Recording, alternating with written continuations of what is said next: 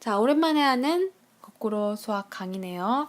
오늘은 몇 쪽부터 하냐면 40쪽부터 43쪽까지 하는데 최대한 두 차시의 내용이지만 두 차시를 한 차시 같이 빨리 끝내보도록 하겠습니다.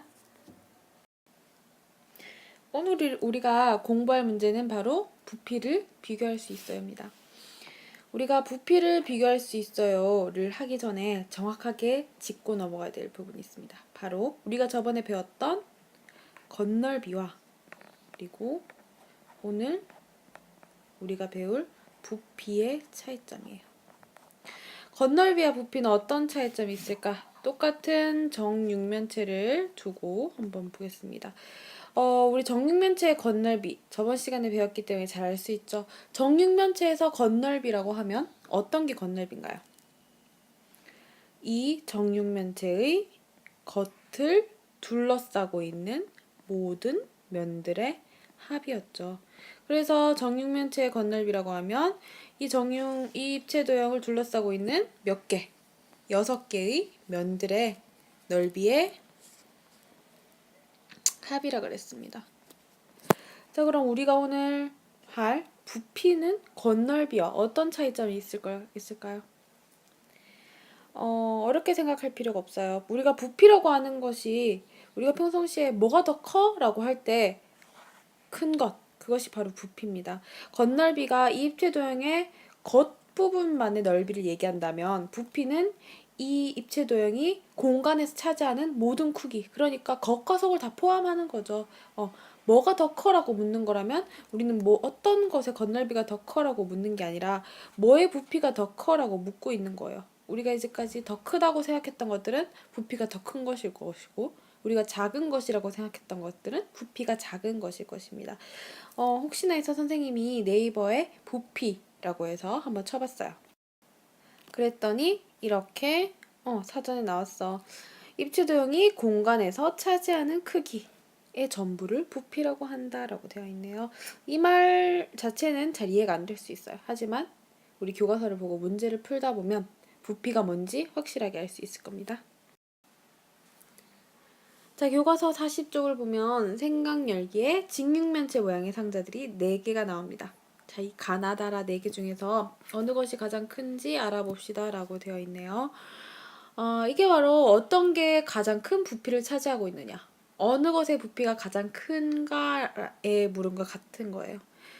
이렇게 보다 보니까 우리 눈으로는 어느 것이 가장 큰지 정확히는 알 수 없어요. 뭐 가나다라 중에 하나를 찍을 수는 있겠지만 뭐가 얼마나 더 큰지 정확하게 알 수가 없단 말이야. 그렇기 때문에 우리는 이 단원에서 부피를 구하는 방법을, 정확하게 구하는 방법을 배우게 됩니다. 자, 활동 1번 보겠습니다. 직면체의 부피를 서로 비교해 봅시다. 우리 특별히 뭘 공부하지 않아도 바로 비교할 수 있어요. 자, 먼저 가에 있는 쌓기나무의 개수 알아보고 나에 있는 쌓기나무의 개수를 알아봐서 두 개의 개수를 비교하면 누구의 부피가 더 큰지, 얼마나 더 큰지 비교가 가능하겠죠. 먼저 가부터 보겠습니다. 가에 있는 쌓기나무의 개수가 몇 개인지 알아보기 위해서 가로는 몇 개? 3개. 세로는 2개. 이렇게 한 층에 몇 개씩 있어요. 2, 3은 6. 한 층에 6개씩 있는데 이게 몇 층까지 있어요? 1층, 2층, 3층, 4층까지 있네요. 6개씩 4층 있다. 그러면 6, 4, 24. 가에는 쌓기나무가 24개 있다고 얘기할 수 있겠네요. 자, 그러면 이번엔 나 보겠습니다. 나도 가로에 3개, 세로에 2개네요. 그래서 한 층에는 6개씩 있는데 이게 1층, 2층, 3층, 4층, 5층 해서 6개씩 5층 쌓여 있다. 그러면 몇 개? 30개. 그럼 나에 있는 쌓기나무의 개수는 30개. 쌓기나무가 개수가 더 많은 것은 무엇입니까? 당연히 나, 30개가 더 많죠. 나. 직육면체의 부피를 비교하는 방법에 대해서 말해보시오. 어떻게 할 수 있나요? 방법? 뭘 이용한다? 쌓기나무의 개수를 비교해서 구할 수가 있다라고 얘기할 수 있겠죠? 정말 쉬운 익히기 2문제 역시 빨리 한번 해보겠습니다. 직육면체 가나의 부피를 서로 비교하시오. 부피를 비교하는 방법 아까 전에 했어요. 뭘 이용한다? 쌓기나무의 개수를 비교한다. 자, 그러면 가와 나의 쌓기나무의 개수 한번 구해볼게요. 쌓기나무의 개수. 가로에 몇 개? 3개. 세로에 몇 개? 2개. 그런데 이게 몇 층까지 있죠? 1층, 2층, 3층, 4층, 5층, 6층. 6개씩 6층이 쌓여있네. 그러면 6 곱하기 6은 36. 자, 그 다음 나는 가로에 하나, 둘, 셋, 4개, 세로에 2개. 그럼 한 층에 몇 개씩?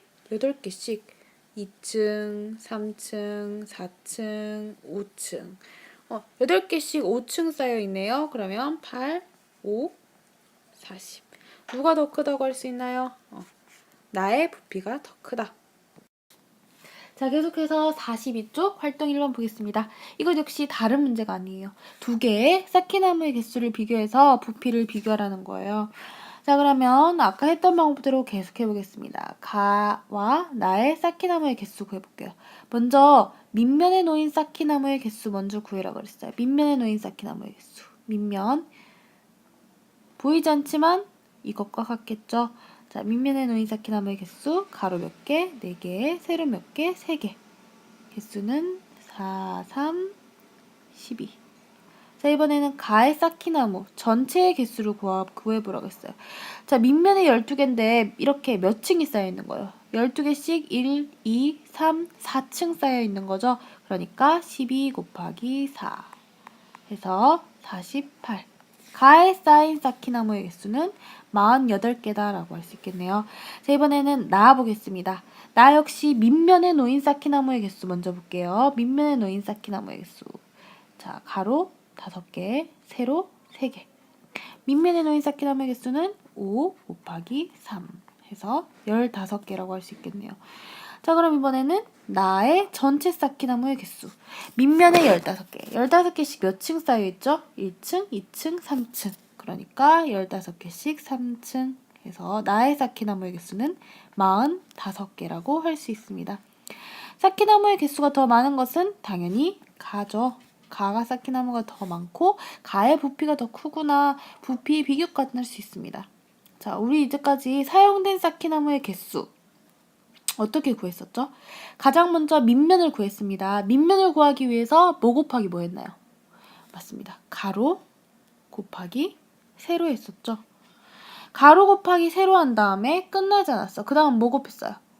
그게 몇 층 있는지를 곱했단 말이야. 몇 층이 뭐예요? 몇 층이 바로 이 직육면체의 높이라고 할 수 있겠죠. 여기다가 높이를 또 곱했어요. 자, 우리 이제까지 사용된 쌓기나무의 개수 이렇게 구했습니다. 가로 곱하기 세로 곱하기 높이하고 구했어. 자, 이렇게 하면은 사용된 쌓기나무의 개수는 알 수 있단 말이야. 그럼 부피는 어떻게 구할까? 부피는 어떻게 구할까? 사람들이 고민을 하다가 이렇게 하면 되겠네라고 뭔가를 하나 발견했어. 뭘까요? 사람들이 참 꾀를 잘 내죠. 이렇게 하면 되겠네. 어떻게? 여기에 사용되는 이 조그마한 이 쌓기나무를 부피 1이라고 하면 되겠네. 그러면 그 쌓기나무의 개수 구해서 바로 그게 부피가 되면 되잖아요. 그쵸? 그러면 부피 1인 걸 만들기 위해서 어떻게 만들까? 여기 가로, 세로 높이. 가로가 1. 세로가 1. 높이가 1인 쌓기나무를 만든 거예요. 그래서 여기다가 이렇게 집어넣은 거야. 그러면 이 쌓기나무의 개수만 세어도 이 직육면체의 부피가 나오니까요. 자, 그래서 우리 이거를 이렇게 만들기로 했습니다. 가로 1cm 곱하기 세로 1cm 곱하기 높이 1cm를 곱해서 1 곱하기 1 곱하기 1은 1 하고 cm가 3번 나오니까 cm 뒤에다가 작게 3 한 다음에 세제곱 cm라고 한 다음에 1 세제곱 cm를 부피 단위로 하는 쌓기나무를 여기다 쌓아서 부피를 구하게 된 거예요. 자, 그래서 부피를 어떻게 나타내면 좋다고 생각합니까? 라고 한다면 1 세제곱 cm인 쌓기나무를 이용해서 그것의 개수를 세어서 부피를 이렇게 나타낼 수 있다고 할 수 있겠죠. 자, 그러면 우리 지금부터 부피 구하는 공식도 알게 됐어요. 부피 구하는 공식은 바로 가로 곱하기 세로 곱하기 높이입니다. 자, 그럼 우리 직육면체 부피 한번 구해보겠습니다. 쌓기나무 한 개의 부피가 1세제곱센티미터라고 그랬어요. 1세제곱센티미터란 말이지. 이 쌓기나무 한 개가. 그렇다면 이 쌓기나무의 세로의 길이, 가로의 길이 얼마겠어요? 1. 세로의 길이는 1. 높이도 1. 그래서 1 곱하기 1 곱하기 1 해서 1세제곱센티미터가 된 거구나. 자, 그럼 먼저 가의 쌓기나무의 개수를 먼저 구해래요. 쌓기나무 개수 한번 구해보겠습니다. 가로에 몇 개 있어요? 5개. 세로에 몇 개 있어요? 4개. 그러면은 한 층에 20개가 있네. 한 층에 20개가 있는데 몇 층 있어요? 1층, 2층, 3층 있네요. 그러면 곱하기 3. 쌓기나무의 개수는 60개.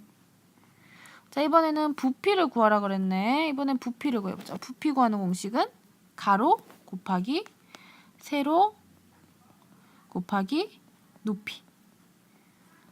자, 가로의 길이 얼마예요? 5 곱하기 세로의 길이 얼마예요? 4. 높이 얼마예요? 3. 5 곱하기 4, 5 곱하기 3 하면 5, 4, 20. 20 곱하기 3은 60. 쌓기나무의 개수는 60개. 부피는 60세제곱센티미터. 그럴 수밖에 없겠네. 왜냐하면 이 쌓기나무 하나가 1세제곱센티미터니까요. 이게 60개 있는 거니까 60세제곱센티미터가 되는 거 맞겠네요. 자, 그럼 이번에는 나로 넘어가겠습니다. 나의 쌓기나무의 개수를 구하래요. 나의 쌓기나무의 개수. 가로에 몇 개? 4개. 세로에 몇 개? 5개. 그러면은 한 층에 몇 개? 20개.